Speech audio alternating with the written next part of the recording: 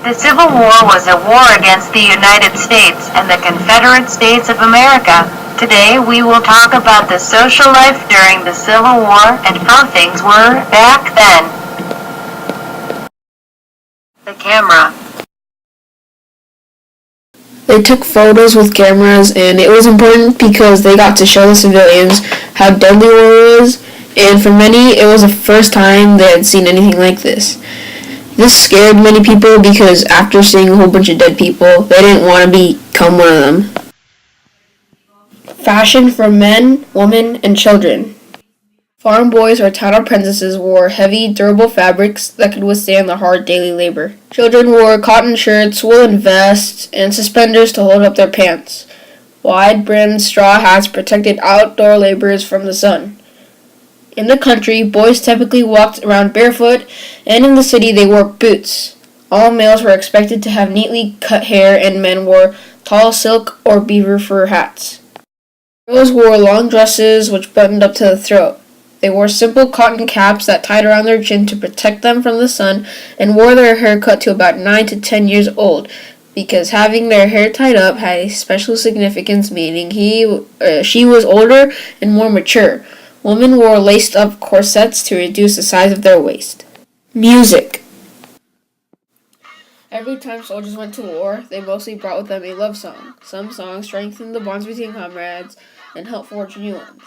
It helped create a sense of national identity and unity so necessary to a fledgling nation. Most of all, though, it brought back memories of home and family. Games and sports. During the Civil War, many soldiers needed to pass time and have fun when not fighting. They played games such as gambling and horse races.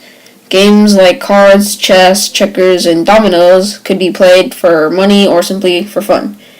They were quiet and easily to be carried in a knapsack. By the last years of war, decks of cards were hard to come by in the Southern ranks. Confederate soldiers obtained more from Union prisoners, fallen soldiers, or by trade with their Federal counterparts. Poetry and literature. During the Civil War, many poems were written by everyday citizens. These poems helped unify the people, inspire troops, memorialize the dead, and in the long run, healed the Union's wounds after the war. The Red Cross.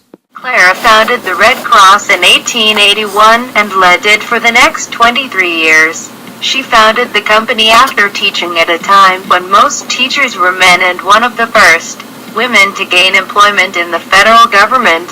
She risked her life bringing supplies and support to soldiers in the field during the Civil War. Her understandings of the needs of people in distress and the ways in which she could help guided her throughout her life and eventually led her to create the Red Cross. Women's roles. Most women in the Civil War had wanted to help fight in the cause. Most joined brigades as nurses or helped supply the soldiers with basic needs such as clothing, food, etc. They also attempted to raise money with town fundraisers or activities to fund for more medical supplies. Some even disguised themselves as men to directly help fight in the war.